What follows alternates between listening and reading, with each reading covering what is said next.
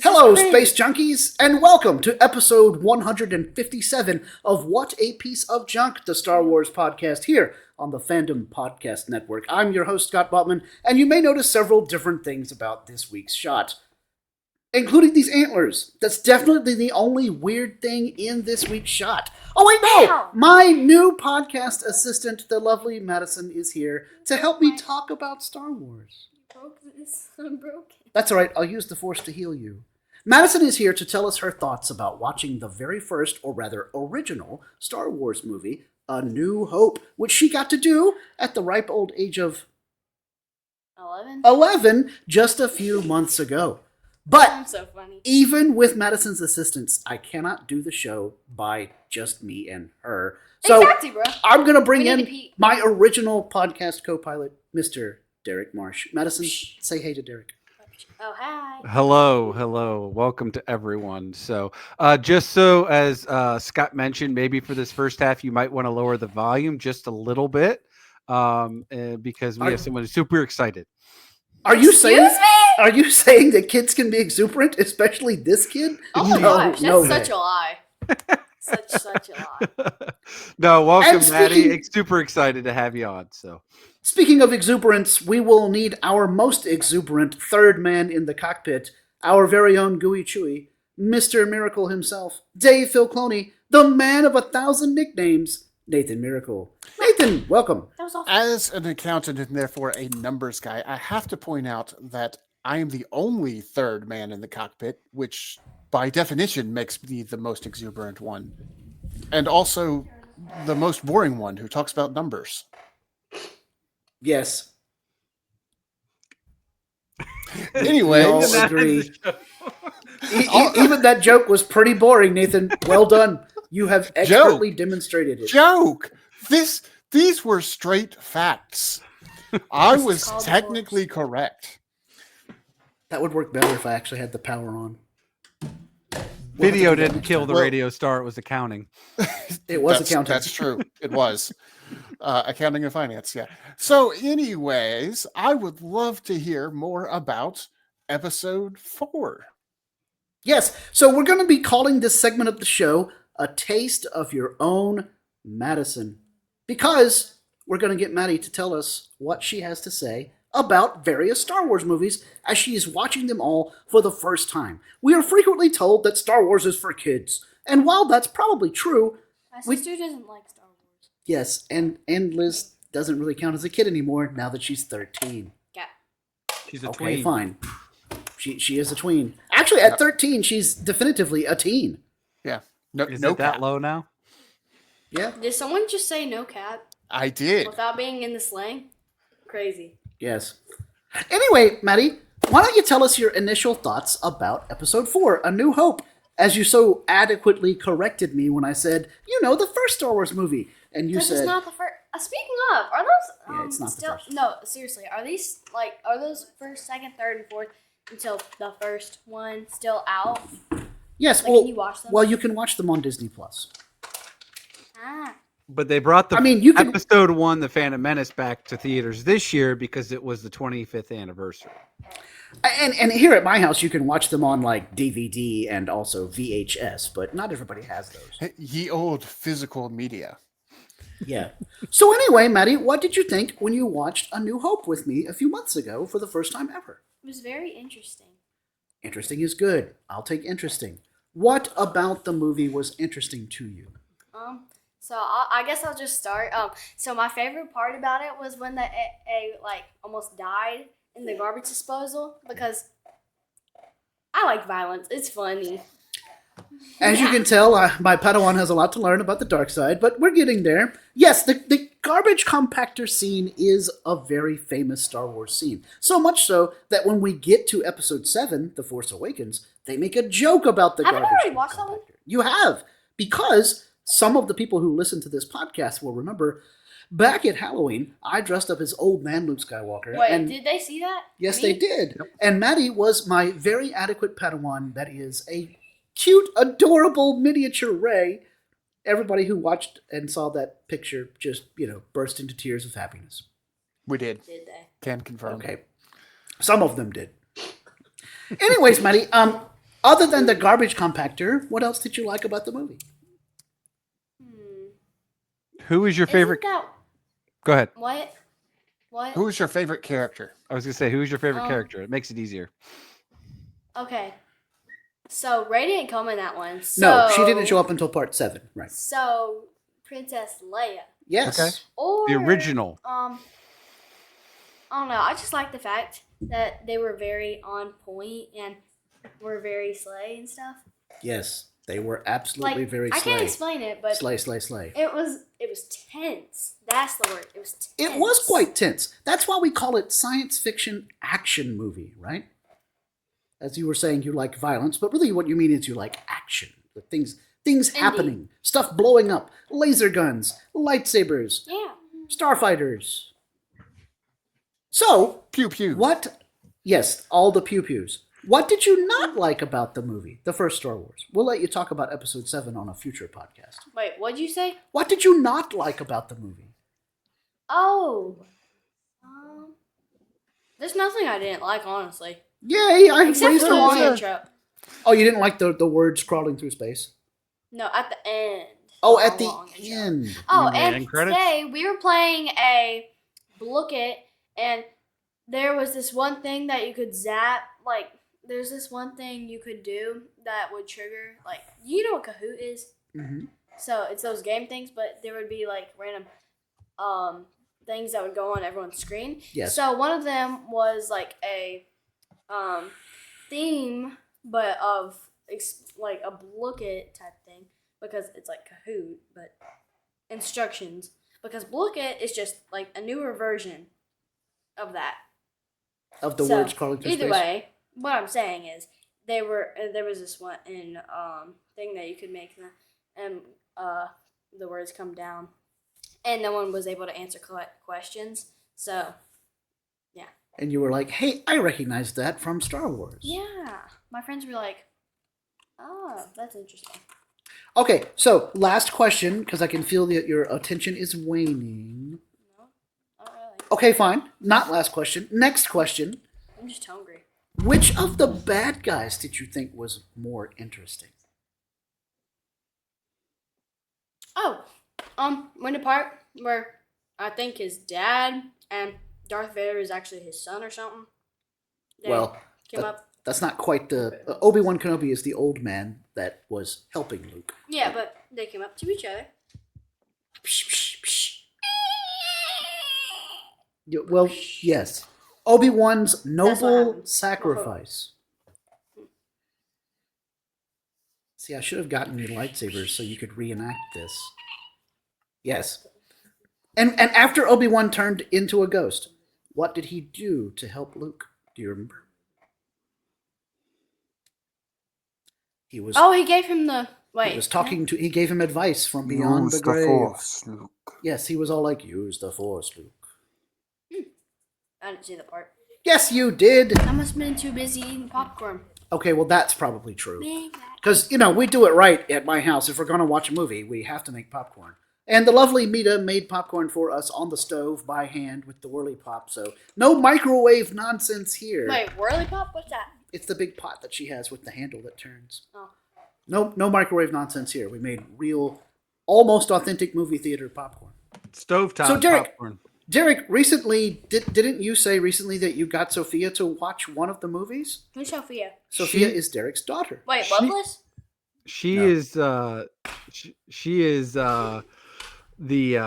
she's seen it a What? couple of times prior, right? So it's been a while, but yes, she's watched it. She has the golden back books then. too. So, and I've gotten her to Oh, watch okay. maybe half of episode 5. Half of episode 5. You know what? That's a good start. Yes. I have not yet shown episode 5 to Madison. We did, as you heard earlier, They skip ahead to C7 so that she'd know who Rey was when she was dressing up as her. She even did the hair and everything. It was so great. So, now that you've watched 4 and 7, which some people say are very similar to each other, are you excited to watch part 5, The Empire Strikes Back? Yes, because that's the only one I've heard before I even knew about Star Wars. It is probably the most famous Star Wars movie, barring episode 4 itself. Which, if episode 4 wasn't so great, we wouldn't have all the other sequels. All right, so final verdict about A New Hope. Compared to other movies that you have seen, how would you rate it on a scale of 1 star to 5 stars? 1 star being bad, 5 stars being best movie ever. 4.95. 4.95. I will take it, and I appreciate your understanding of decimal points. All right. Cool. Well, thanks very much for joining us, Maddie. We're going to take a commercial break where Kevin will tell us about the other podcasts here on the FPN. Then we'll come back, and me and the guys will discuss episode 4 of Star Wars Skeleton Crew, which I just realized is on point for our whole episode 4 theme. Jeez, I need to do a better job of preparing for these shows. Anyway, episode 4, which is, of course, Can't Say I Remember No At Attin. All right, so everyone tell Madison bye. We'll bring her back on a future episode to talk about other Star Wars movies so that you can have a taste of your own. Madison. Thanks, y'all. Thank you for listening. We hope you're enjoying this podcast. Here are the other great shows on the Fandom Podcast Network. Culture Clash, where we discuss the latest in entertainment and pop culture.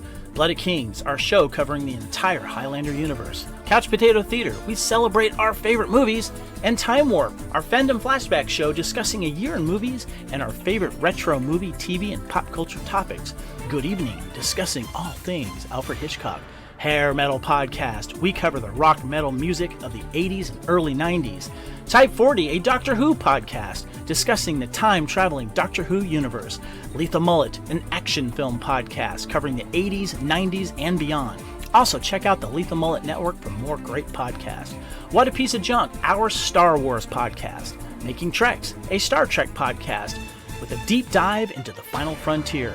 The Fandom Show, our Fandom Podcast Network live YouTube show discussing the hottest topics in fandom.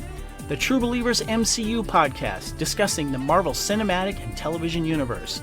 Union Federation, our Star Trek and the Orville Show. And we're proud to welcome the BQN Network to the Fandom Podcast Network. Please visit our friends on the BQN Network, a Star Trek Universe podcast that also includes your favorite topics, movies, history, superheroes, and more. You can find the Fandom Podcast Network on YouTube. The Fandom Podcast Network is also on all major podcast platforms.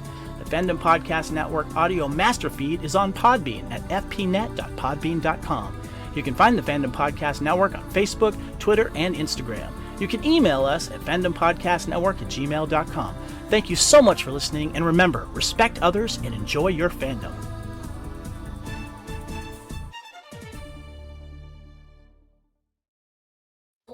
All right, great. Thanks very much, Kevin. Everybody be sure to check out those other cool shows here on the FPN. So, gentlemen, let's dive into it. Skeleton Crew, Episode 4. Can't say I remember no At Attin. We finally got the origin of that line from Smee. As he explained, it's not that he doesn't remember it. It's that literally he can't say what he remembers about At Attin, for those were his orders. Derrick, what are your overall thoughts about Episode 4? Mixed emotions and feelings about it. I thought it was the weakest out of everything, and definitely feels like an episode that was, as we mentioned, this was probably meant for a movie, and instead they stretched it out to 8 episodes, and we get a bunch of filler. And I feel like this is one of those episodes. So I'll get into a little bit more detail on episode 1 and question 1 and 2 when we get to it. But yeah, that was my overall quick reaction. Nathan, what about you? Your overall thoughts about Part 4? Well, I appear to have liked it better than Derrick did. I actually liked it more than the previous episode, and I feel like it's less filler than the previous episode was. So I'm interested to hear more about why you feel the way you do, Derrick. Okay, well, we'll tackle it when we get into the questions. For me, I enjoyed the world building, in this case, literally, when we found out about At Achrann. Woo, I knew there was an R in there somewhere. At Achrann, and how it's almost a copy of At Attin, but of course, things have turned out very differently on this particular planet than they did on At Attin. And I also enjoyed seeing the actual 9 pillars, because in the previous episode, Kim mentioned the 9 pillars and those of the jewels of the Republic. And in this case, we had 9 actual columns or pillars, if you will. So I thought that was pretty cool. But yeah, let's go ahead and jump into the 5 questions. So, Derrick, what did you like best about this episode? I like the message of the character development in this, where it went into really because obviously again this is a kind of a coming of age show, right, for kids, and, Right, and having to right. deal with what it is.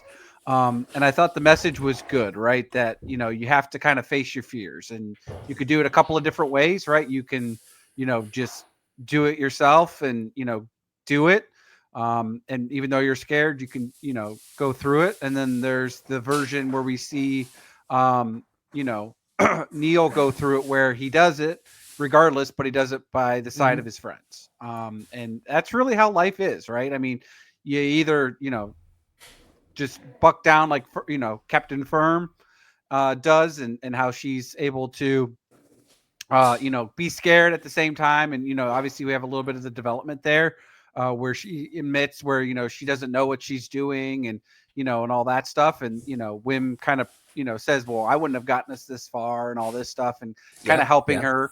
And then, like I said, and then you have a really good interaction of Neil just kind of freezing up when he's, have to face this challenge. And then at the end of the day, he's able to do it because he's by his friends. And he then doesn't have to do it alone. So I really like that portion of the message of what they were trying to convey in this episode. Cool, cool.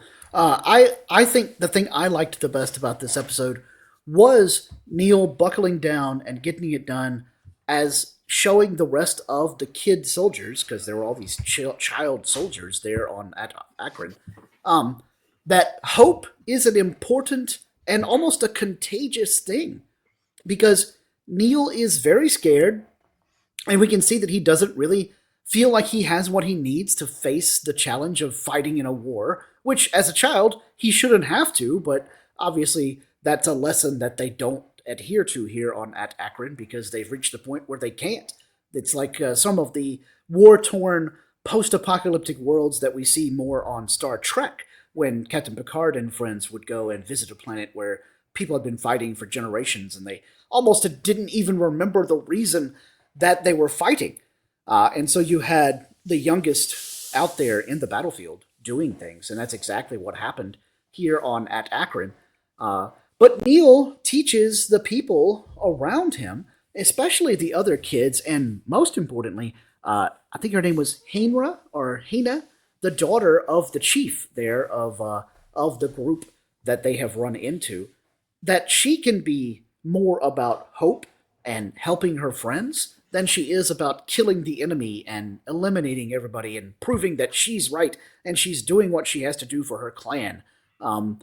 Neil basically teaches her that sometimes it's okay to just be like, sorry, I was wrong, now let's all move on together. And she actually contemplates doing that, even there on her war-torn, seemingly post-apocalyptic planet. Whatever happened here on Achrann, it's pieces of At Attin, but stuff has been blown up and destroyed and malfunctioning, and we never really find out exactly why, or maybe I should say we haven't found out just yet. But my favorite part of the episode was a really good light side moral, if you will, that Neil is like, you can be nice, you can spread hope, you don't have to always be about violence. Nathan, what did you like best about this episode? Well, you kind of already touched on it with the world building and the mystery. We know about At Attin, sort of, but we only know a very little bit about At Attin. And in this episode, we learn more about the pillars. We see literal pillars. So, not sure exactly what's going on there, but I know enough to be interested going forward to find out more about what's going on. And this At Achrann seems to have started out as almost an identical world to At Attin, but they went down a very different path, going down a very warlike path instead of the peaceful path that At Attin went down. So I'm not sure if that's just what the people on that planet decided to do, or if the planets were set up differently. And I think we're going to find out more about that as we go on. I think we'll probably see some other worlds, because that's kind of the next step. We can't go directly to At Attin, but we can go to one of these other worlds that presumably has a similar tower that has coordinates.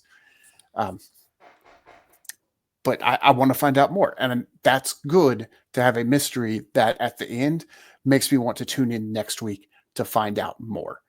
There's ways to do mysteries where at the end you go, well, that was disappointing. I don't really care. And Right. we'll get into that in a little bit, but the overall story, I'm really intrigued. And that's something I love about this episode, because this episode really built up that mystery. Cool. All right, Derrick, what did you like least about this episode? I mean, other than it's filler, but So again, I praised it for its message, and where it was going. To me, it was the execution, and really how I thought that they didn't.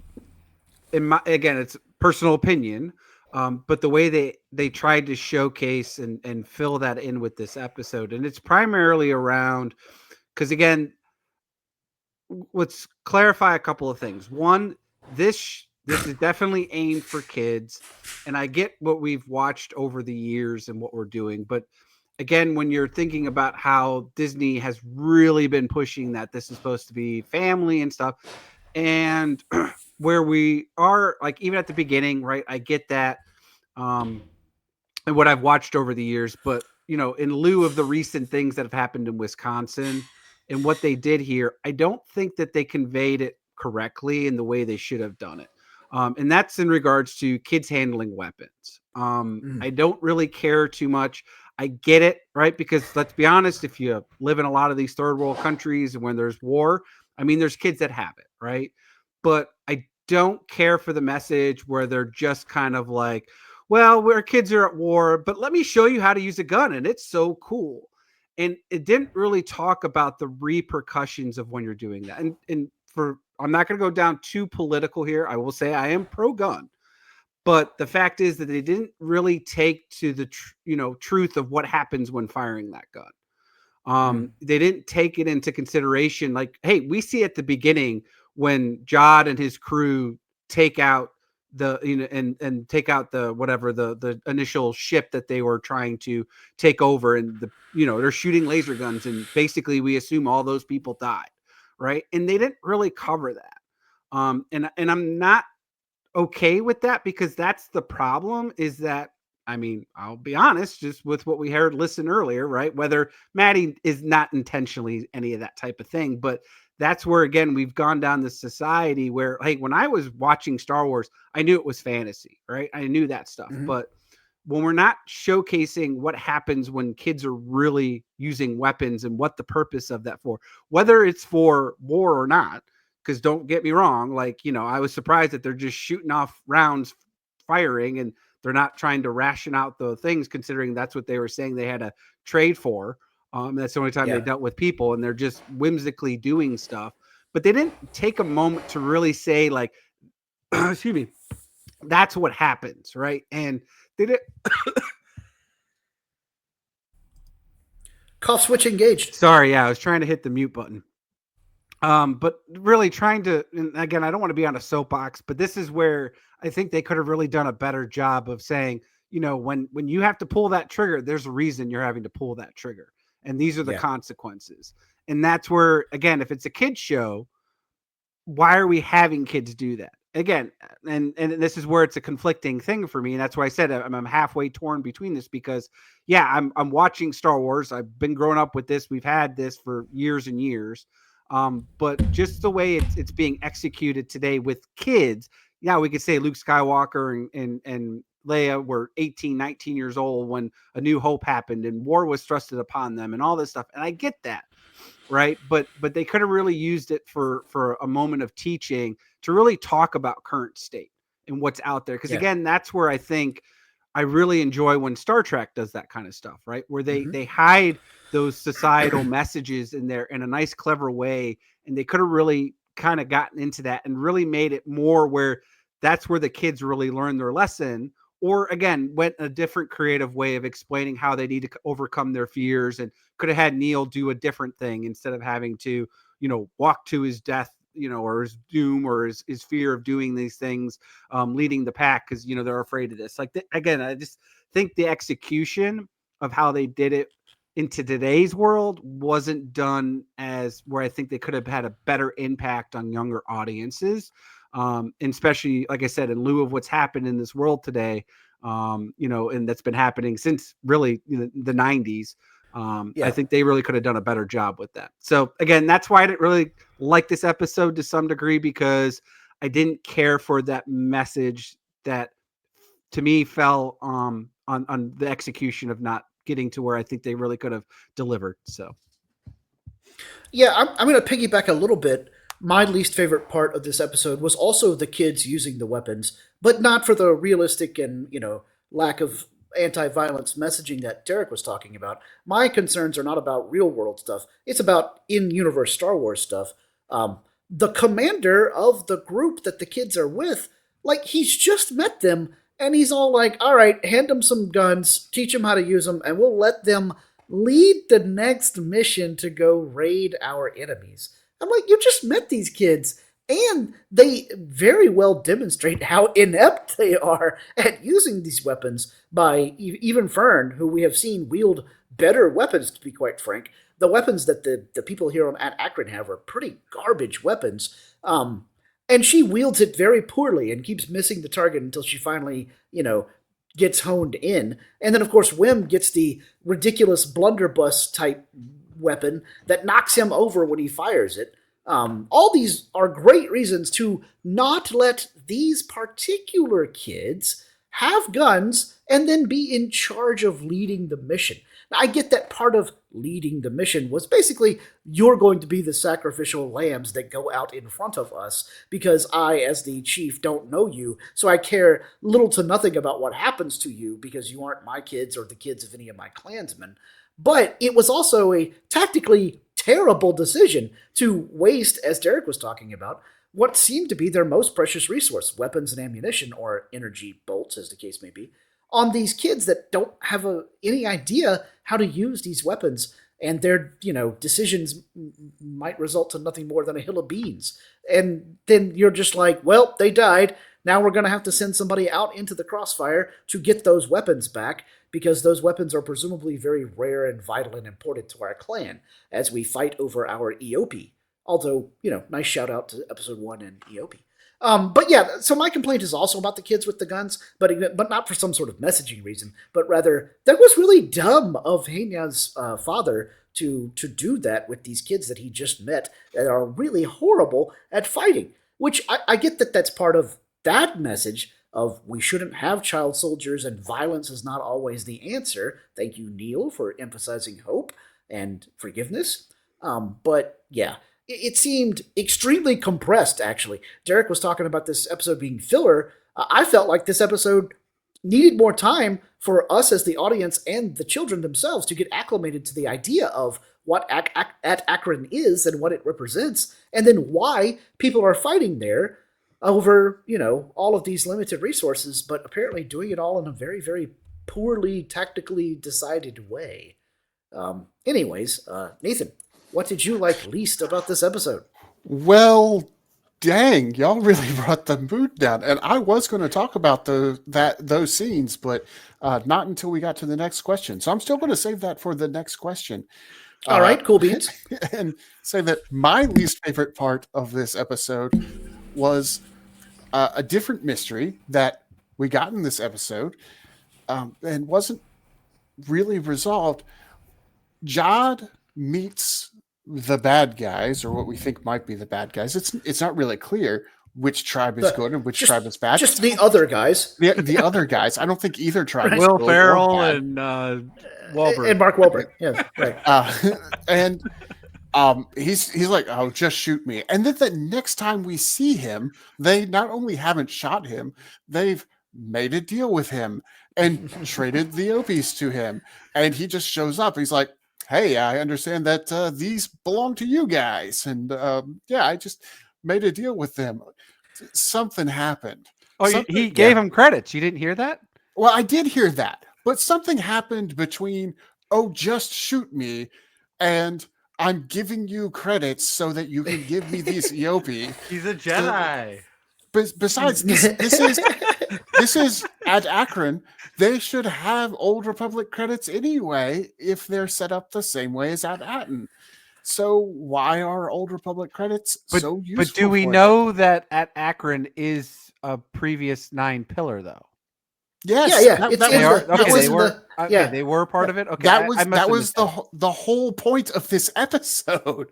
It's in that room with all the one of the pillars has At Achrann on it. Yeah.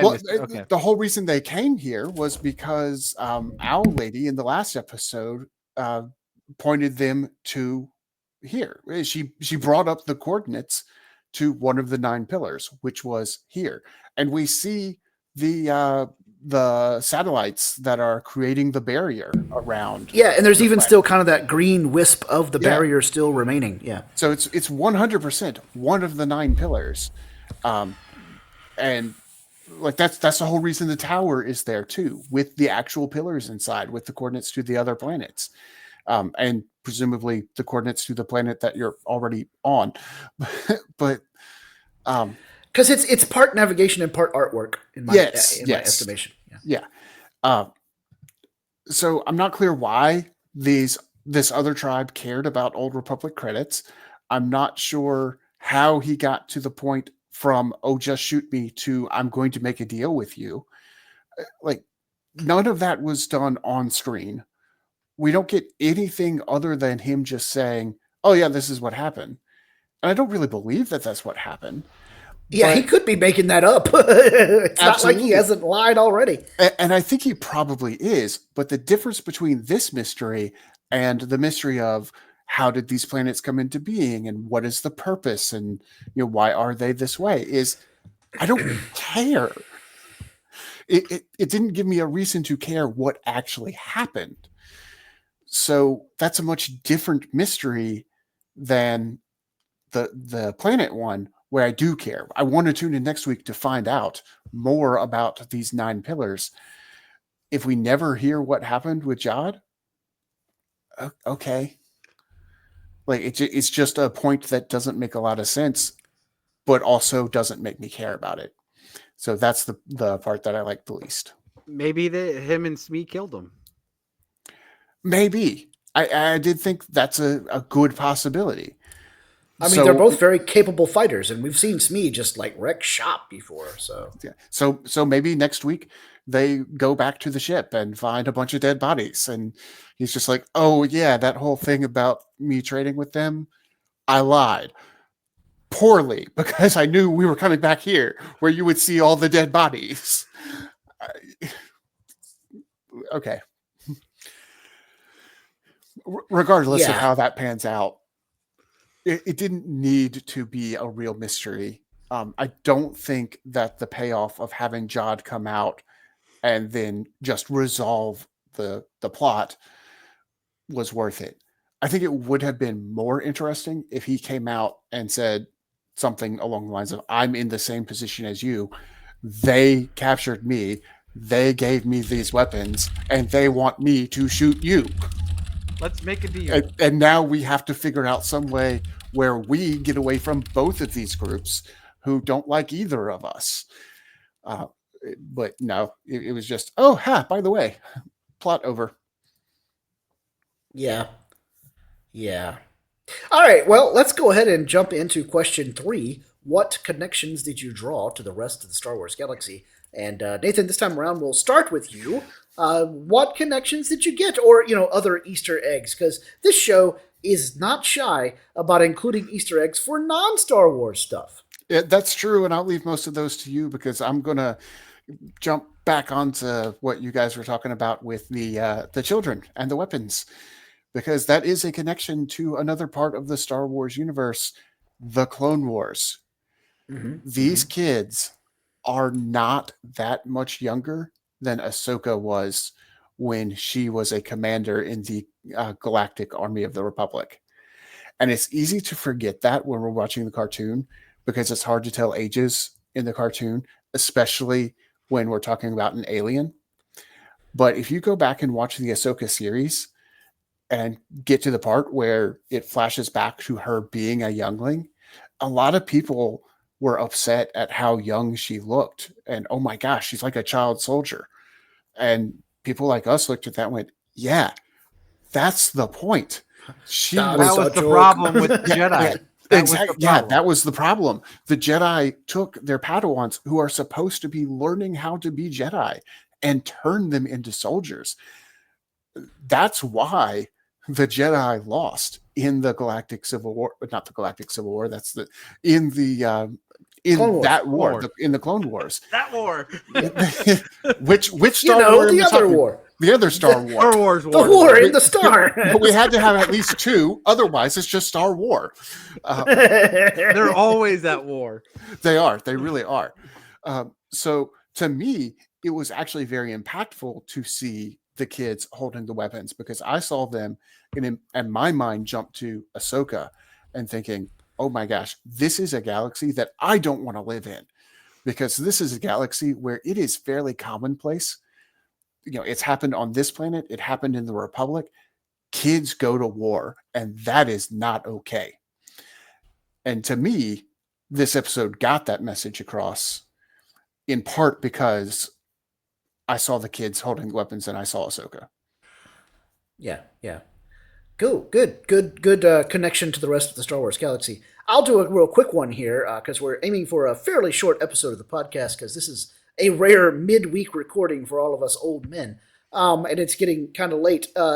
My one is, of course, the EOP, the camel-like livestock from Episode 1, The Phantom Menace. But this, much like off-world Jawas in The Mandalorian, this was kind of like a subspecies of EOP. They had slightly longer ears, and they kind of looked a little closer to camels than the ones on Tatooine in Episode 1, from my estimation. Although they all are kind of like camels in the way that they are presented, no matter where they are. But you gotta wonder if that meant that somebody brought these EOP with them as they come to explore and or colonize this planet in the era of the Classic Republic. And because I don't think that EOP are native to At Achrann. These things didn't seem super adept or adapted for their current environment. They seem much more at home on Tatooine. So again, owing to their camel-like disposition on a desert world, of which there is no shortage in Star Wars, as we've seen with Tatooine, Jakku, and some others. But yeah, I liked seeing the EOP and made sure that we were told that's what they were, because several characters mentioned that species by name, rather than having us kind of look at them and go, wait, is that the thing from... And thankfully, the guys who wrote this episode of Skeleton Crew did not insert a fart joke like George Lucas did in The Phantom Menace from one of the EOP. But they should have, because it would have been funny. They should... No. I hated it 25 years ago. No. Even when I was a kid, that was not funny. Yes, it is. No. Anyways, and then John could have stepped in it. And then been like, now, I did expect somebody to step into poo. That's what actually I thought was going to happen. I thought that one of the kids was going to step into poo and yell and give away their position, and the bad guys would then turn around and be like, hey, it's them. Anyway, my other cool Easter egg that I noticed that is not a Star Wars Easter egg, because like I said, the writers here seem to be not shying away from making in-jokes and references to other properties. First of all, SM33's faulty memory, so Mr. Smee being all like, can't say I remember no At Attin, is a nod to, of course, Treasure Island, but more importantly, before our sci-fi flavor, Treasure Planet, where the droid Ben, B-E-N, from Treasure Planet, he could not remember Captain Flint, his original, commanding officer, and it was due to the fact that it was erased from his memory banks to keep it safe from other people. This has led to some fans online theorizing about Skeleton Crew that Smee's faulty memory meant that whoever the captain was before Fern declared herself captain of the Onyx, Onyx Splinter, the ship that they have, Onyx Cinder, or was it Obsidian? No, it is Onyx. It's Onyx. It is Onyx. Yeah. Anyway, she declared herself the new captain, but the previous captain might actually be someone that we've already met who knows where At Attin is, found it somehow, that's why the ship was crashed there, and that person maybe even is the supervisor over on At Attin and wants to keep the planet's location and their own identity a complete mystery, so they erased the information from Smee's memory banks and ordered him not to tell anybody. Now, that's a fan theory that I read online. I don't necessarily ascribe to it. I actually think that the previous captain for Mr. Smee was a pirate that Jod or Brutus has killed and therefore is no longer around. The last Easter egg is a Doctor Who Easter egg. Hannah, the daughter of General Strix, of our child soldier ranks here, her gun looks like the thing that is attached to the front of a Dalek in Doctor Who that is going to exterminate, and so it attempts to fire weapons similar to that. And now there's 3 things attached to the front of a Dalek. Yes, but only one is a gun. Okay, so we are talking about the whisk, not the plunger or the eye stalk. Yes, there's the whisk gun, not the plunger, and not the thingy that is on the head. So, yeah, I thought that was pretty cool. All right, Derrick, any connections to the rest of the Star Wars galaxy that we haven't already addressed? Well, I've already mentioned it too, and I was gonna say for your idea there, or ideas you were talking about connections there, because I mentioned that what was the name of it now? Just had a brain fart. Was basically the Wizard of Oz was the wizard, right? So it makes sense that he would come from a different planet, just like the wizard. The supervisor. The supervisor, yeah, came from a different world, right? So it was off planet, right? So the world of Omaha. Yeah. And they would actually have more modern technology than the other people would. So there's a good chance that they were magical. And everyone was like, ooh, ah, and all this stuff. So I don't really have too much. I mean, obviously you hit on a couple of the things, the Aeopians were the big ones. The other thing though, I thought about this, and I thought you were going to go down this line a little bit, Nathan, in some of your conversations here. But I was actually surprised. I was thinking that we were actually going to see clones of the people. So those were going to be the people at Achrann. Were going to be the clones. And as you mentioned it earlier, Scott, like, did they set them up this way and one go with this way, one went the other way, right? And I was thinking that's what we were going to see. We were going to see like Wim's dad or something like that. And he was going to be like caught up in a military thing, or see one of the kids, but they're going to be, forced into, this war and stuff like that. And that's where I thought that we were going to see like these 9 pillars. Now, again, we know Coruscant and Alderaan's part of it, but would it almost make sense that at some point this overarching society is the one who set up all this stuff with these 9 planets, but they're all from clones or clones of somebody. And then, that way, no matter what, then if 8 out of the 9 are blown up, then there would still be this lineage that was going on with one of them, right? So anyways, that would just be one of my things, because we all know out of the past 5 years of Disney, they've really leaned into this clone thing. So there might be something into that where we might see that, especially since that's where currently Mandoverse has been focused on too, is with the cloning. So I wouldn't be surprised if that was it, and that would be my linkage. But again, that is some assumptions. You don't necessarily see that here. But again, when you have At Attin, At Achrann, what other planets out there are like that? Because that was the one thing I guess that I didn't like either, was okay, they named it this almost the same, but it's a 9, one of then they are both 9 pillars, and but the other ones aren't named like that, right? Like it's not they are. Coruscant and Alderaan? Coruscant and Alderaan are not pillars. They're just the other kids, planets that the kids learned about. The kids mentioned Coruscant and Alderaan because when Kim talked about the 9 pillars and how they were famous planets in the Old Republic, the kids said, "Oh, we learned about Alderaan and Coruscant in school as planets of the Republic." And Kim was like, "No, not those. I'm talking about these secret hidden planets." Okay, maybe I misunderstood then that part. Yeah, a lot of people have been talking about that online, and they, for some reason, think that Alderaan and Coruscant are because to part me, of Coruscant's these 9 jewels. Yeah, but And to it's me, not Coruscant's hidden. always It's been not hidden the at all. center of everything. So that's where I was Yeah, curious. everybody knows where that is. Yeah, Coruscant's even the center in the Old Republic. You know what I'm Yeah, saying? right. And that's where. So, well, then maybe this mystery is a little bit better. But then, anyways, then my theory might be true, where then all these might be just clone planets or clone initially, and how they settled all of them, and that's how. It's I some think weird person. maybe. I think that the green mist and the satellites that are orbiting the planets, which by the way also help control the weather to make it, an idyllic The Emerald City. atmosphere. Yes, exactly. The green mist, the Emerald City. Booyah! Good job. I think that they were a form of Republic era terraforming.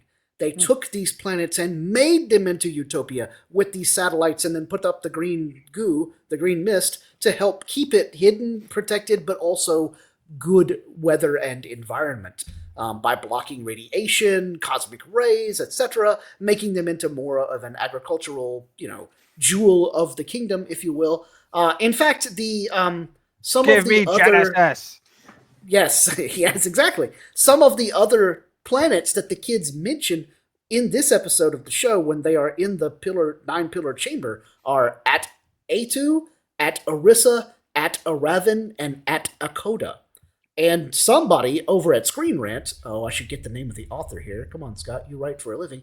Kevin Erdman, good job, Kevin, published 2 days ago an article explaining those names and how they might be a nod to mythology here on Earth. So, not to beat a dead OP too hard, but, for example, At Attin, Aten, was the name of a new aspect of the ancient Egyptian sun god Ra, and Attin, Aten, is also the name of a golden city that was discovered in 2021, the ruins of which here in real-world archaeology. At Arisia may be derived from the ancient Roman town of Aricia, which has associations with the goddess Diana and the god Verbius. At Achrann may come from Acheron, the river of woe located in Hades, so of course Greek mythology there. At Akoda could come from Koda, the name for an ancient Indian dynasty. And finally, At Atu could come from Eatu, which is a Polynesian word for malevolent spirits or ghosts. And boy, did it feel like there were ghosts hanging around on At Achrann. Maybe all the other 9 pillars, because Kim said all of them but At Attin have been destroyed. So apparently people know where those are, or at least did at one point, or they're just literally blown to pieces, which, happens on a fairly regular basis to planets here in the Star Wars galaxy. So it happens naturally in space too, so. It does too, yeah. Other planetary bodies collide and smash the planetary Suns to blow pieces. Suns go nova or turn into red giants and just consume the planets that are closest in. It's supernova, where things explode real quick and wipe out the entire solar system, wherever that solar system may be. And of course, here in Star Wars, we've got planetary destroying weapons, and we are lousy with super weapons. And they had that even back in the Old Republic, because that happened in many times. The missions in the video games you had to save from absolutely. The bad guys. So it's been around. And we've seen the crazy Sith Temple thing in Star Wars Rebels when the Rebels crew were their first encounter with Ahsoka and Darth Vader himself. Not first encounter with Vader, but first encounter with Ahsoka, and then Vader shows up as they all fight, and they found the world between worlds. He comes down in the most badass way ever on top of a TIE fighter. Put my TIE fighter on autopilot and start my heavy metal music. Oh, yeah, no, I didn't think that his TIE fighter was on autopilot. I just thought he was controlling using the Force. Yeah. That's even better. Yeah, you know what? That's absolutely my headcanon now. And not it with the Force. Not in a I'm lifting up my TIE fighter way, but like I'm controlling the controls. Using the controls. The TIE fighter. My brain is using the Force to move the joystick thingy. Yep. Yeah. You don't see his anyway, but so there's on the side of him when he's got it, because he's got the lightsaber in the one and his other one. Yep. So that's my deep dive into the names of some of the other 9 pillar planets that are all destroyed, except for At Attin. Well, there we go. So my theory is even more true. Well, I'm not 100% on that, because let's talk about some of the species that we see. We do see Ithorians, or Ithorians, however you wish to pronounce that. We do see Rhodians, same species as Greedo, but we don't see any of Neil's species. Because they were hunted for their trunks. That is a possibility. I'm just saying. They poached all of the elephant men. Or maybe again, this is where they're not quite Ortolians, but they are, because what happens is then the other species on the planets that were Neil were all cast eyes, like they chopped off their legs or their arms, one or the other. We haven't figured that out, and then put them on because they're really good at music. Because obviously he likes music. He's watching the circus thing. He takes it with him. So maybe that's what they do, right? They're good composers. Yeah. And So they enslaved anyway, them, like the Wookiees.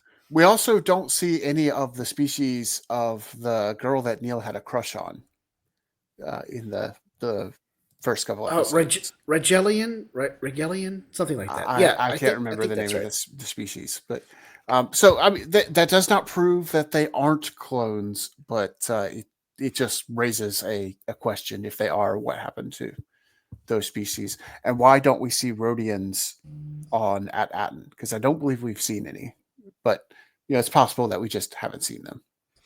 Well, like we mentioned, right? The other planets are known about, right? So that's the thing you have to take for either theory as a grain of salt, right? Like what's been tampered with over hundreds of years or thousands of years, while At Attin is still the purest of it.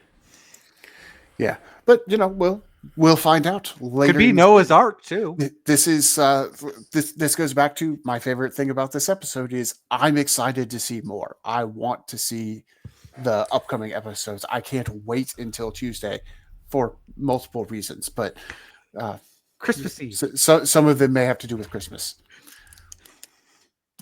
Yeah. Cool. Other Star Wars.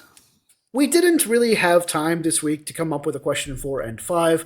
If anybody out there listening to this episode wants us to have discussed one more thing about part 4 of Skeleton Crew, can't say I remember no At Attin, make sure that you send us an email or hit us up on social media throughout the intervening week and let us know, and we'll talk about it on a future episode of What a Piece of Junk. But before we go with our last post-Christmas show, because I don't know about you guys, but I don't plan to record the podcast on Christmas Eve,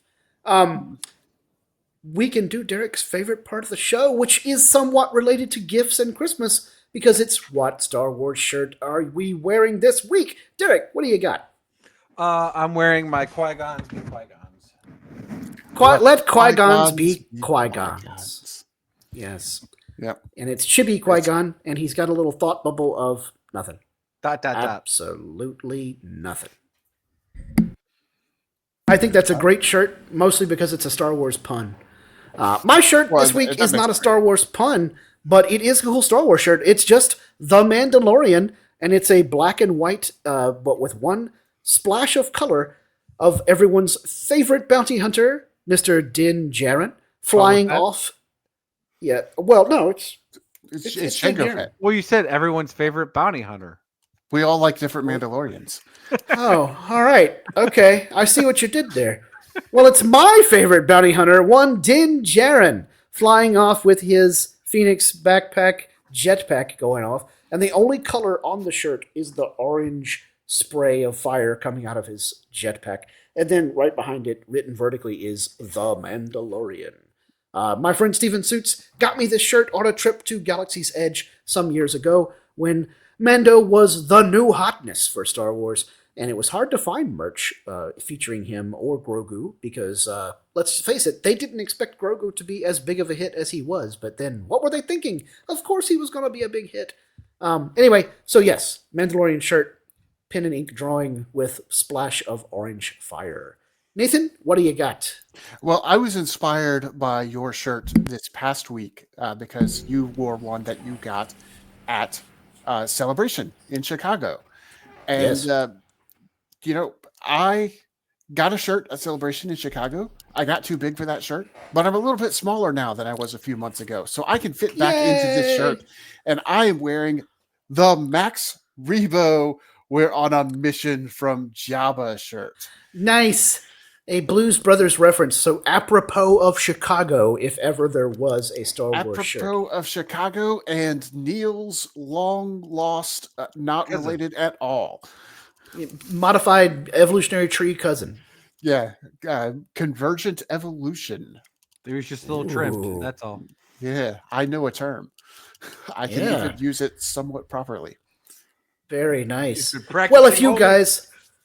if you guys and girls out there listening to the podcast would like to get your own What a Piece of Junk t-shirt or mouse pad or coffee mug or any other merch, please head over to the TeePublic store at teepublic.com. You can get a coffee mug just like the one that Derrick has right there. And if you put Fandom Podcast Network into the search bar at teepublic.com, you can see all the merchandise for our show and many of the other great shows here on the FPN. And speaking of the FPN, Nathan, where can people find us on the internet? You can find us anywhere you cast your pods, or your pods are cast, whichever way you prefer. That includes fpnet.podbean.com. That is the master feed on the Podbean app. You can also find us on Apple Podcasts, Stitcher, Spotify, iHeartRadio, Google Play, and of course, right here on YouTube. I say right here because that's where I listen to us. You can find us on Facebook at What a Piece of Junk, a Star Wars podcast. You can email us at whatapieceofjunkpod@gmail.com. On Twitter, we're at What Wars. And on Instagram, you can find the entire Fandom Podcast Network at Fandom Podcast Network. If you do listen to us on any of these services, please leave us a review. And Derrick, why do we like those reviews so much? Well, the last thing we want anybody to tell is what a piece of junk. I don't remember what a piece of junk.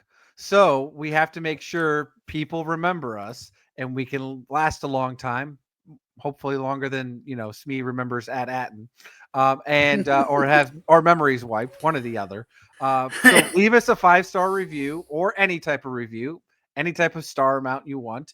We'll take whatever we can. We just want basically any help we can in the logarithm of the cloud of that it is for podcast searching, for downloading and streaming, to make sure that hopefully folks can find Wapaj, because that's a lot quicker and easier saying than what a piece of junk. So again, listen, please leave us any likes, reviews, all that good stuff, so that way more folks can hopefully listen to us as well, because that's all we're doing. We're doing this for fun. We talk, fun with Star Wars. We get into other sci-fi and other media entertainment things as well, and that's why we're doing this. And just wanted to say to everyone, Merry Christmas, Happy Hanukkah, all the good happy holidays that folks, that the listeners might celebrate or may not celebrate anything, because you have that as well. But we still want to wish you a happy new year. Again, thank you for all the listeners that have listened to us for all this year of 2024. And we hopefully will be able to continue to do this into 2025. And if nothing else, you can celebrate a Festivus for the rest of us. Indubitably. So until next time, thank you for listening, and please always remember to respect each other and always respect each other's fandom. All right, Nathan, punch it. Can't say I remember no piece of junk.